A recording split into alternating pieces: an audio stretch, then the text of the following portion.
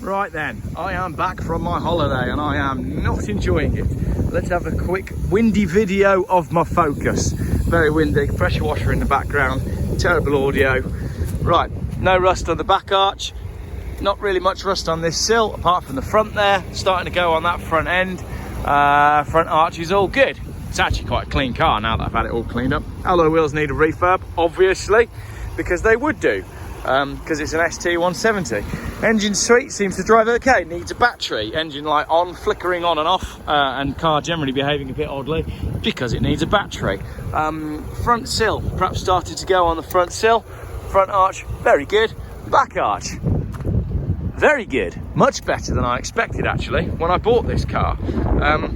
Yeah, it's cleaned up really nicely. So, inside, what we got inside? Got some documents which I'll go through and tell you all about. I think it's only a couple of 3 owners, this car. What we got? Lights on the dash. Doors are open, battery, like I said, and the handbrake's on, obviously. Half leather, blue leather, half blue leather? No, blue upholstery, black leather. And it's not been cleaned inside yet, but it will get cleaned inside. I like it. Not bad at all. There we go, that is my Ford Focus ST, another Ford Focus ST. I'd show you the bonnet, but to get the bonnet open, I've got to put the key in. And to get the key in, I've got to take it out of the ignition. That means I've got to jump start the car again. And it's just about to go off for an MOT. So I'll show you the bonnet later. In fact, these wheels don't need a refurb. They just need a clean. They're better on this side. I think this is a better car than I thought it was when I bought it, you know. Remember when I bought it and it was all a bit messy? And I was like, oh, it's not quite as good as the silver one. I think it might be almost as good as the silver one. The silver one had more rust on the arches. And this is blue, which is a better colour. We could be in business here, guys.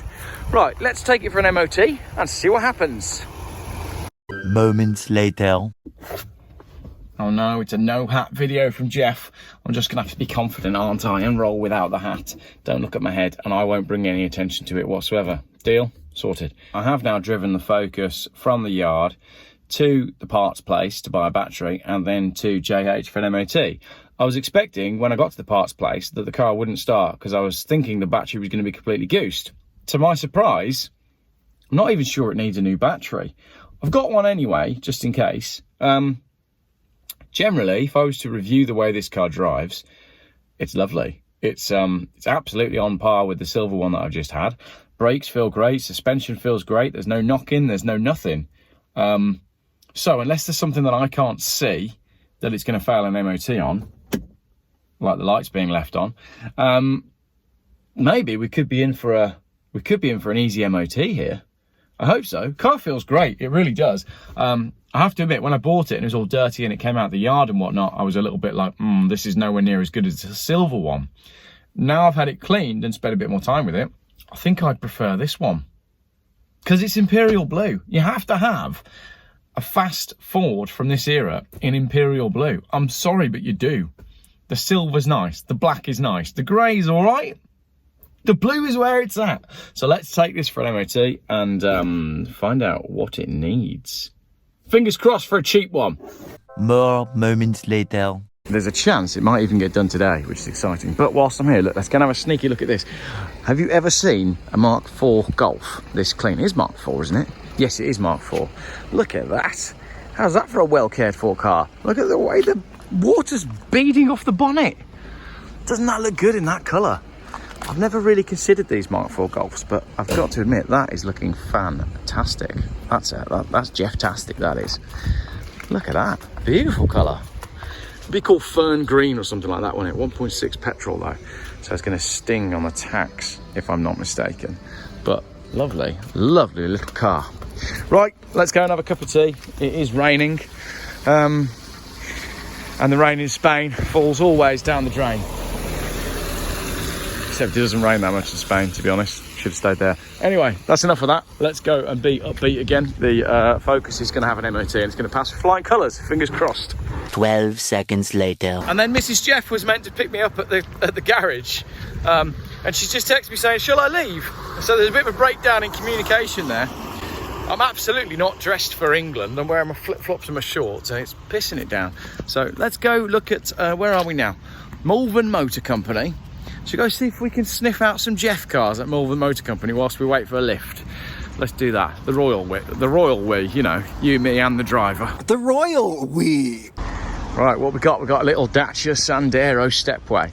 I actually think that's quite a reasonable amount of car for the money there. So what's that, 6.5 grand? What's the mileage going to be? About 40,000 miles, something like that. 78,500 miles, and it's still 6.5 grand, 2014. So what's that, 6 years old? Is that what you have to pay for cars these days? Geoff, I'm way off, aren't unbelievable. I? Little Astra SXI there, 3-door. There's also an Astra van down there as well. What else we got? Oh, a Ford C-Max, or is it an S-Max? You tell me. See how good my my car valuing is. So it's an 08. It's 2,700 quid. Is it a diesel? Let's go and see if it's a diesel, because that seems like it's probably a sensible buy. Yes, titanium TDCI. It's probably quite a nice car. I wonder what the mileage is though. There's no sticker on this one, and it doesn't say in there. 2.5 grand for that? Yeah, it's probably about 130,000 miles, isn't it? Let's find out. I'll pull the MOT history here and put the mileage, and then I'll put a little face as to whether I'm surprised at the price or not. I don't know with the price of these things. Oh, there you go. There's a Cayenne up there.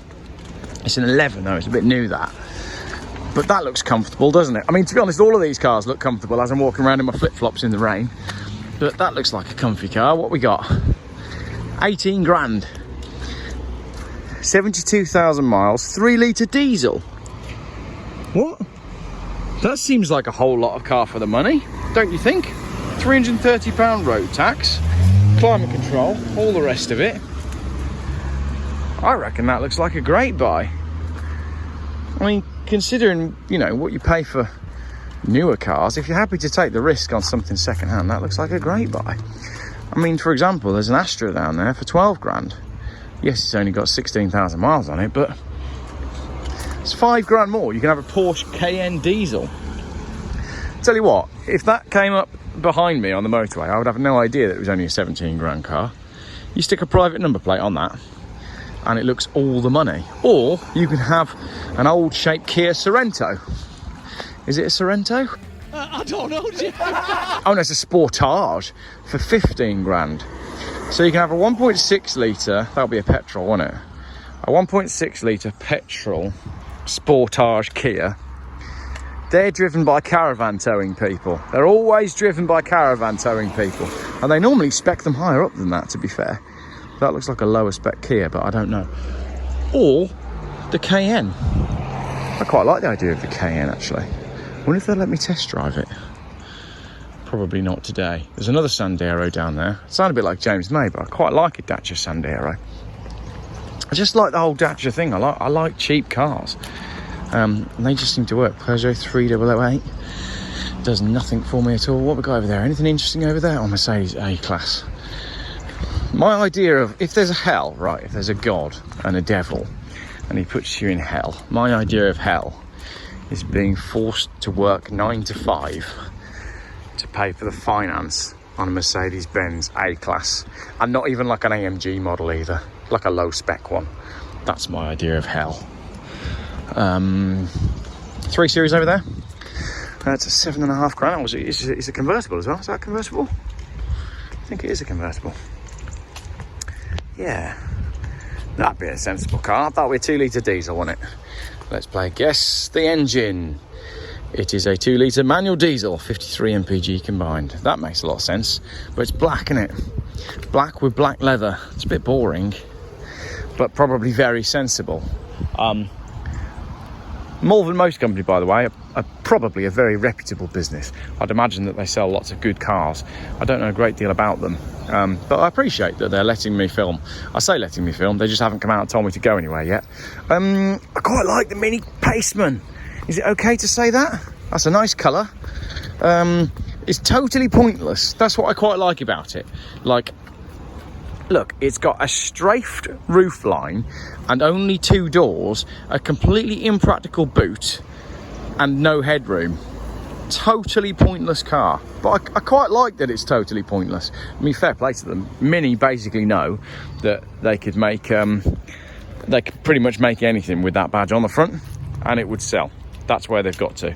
Kind of like Jaguar Land Rover. They do the same thing. It doesn't matter what they put out, it will sell. What we got over here? Chevrolet, Nissan Juke. I quite like these Citroen DS3s, you know. They come in all sorts of different specs. Look, there's another Porsche, and that one's a 71 plate, so that one's probably all the money.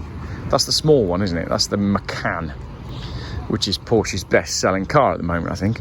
Isn't it funny that both Porsche and Lamborghini are now essentially SUV companies because their big four-door cars sell more units per year than their sports cars?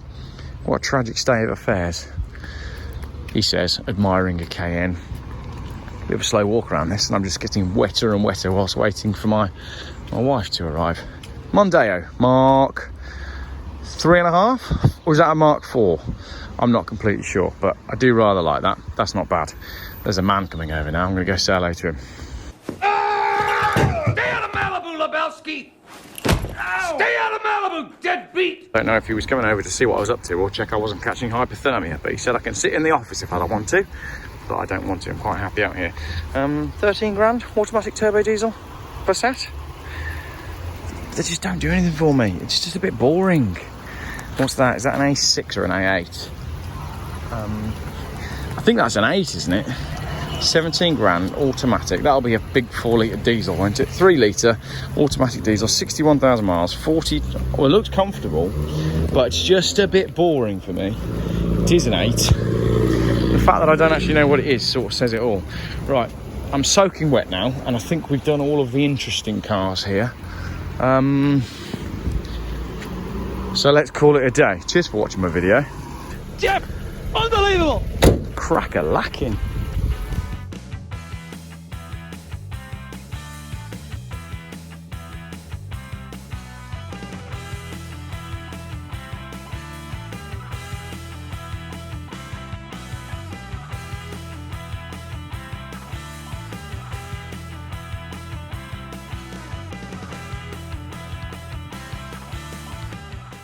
Geoff buys cars. Still, YouTube's most boring car channel.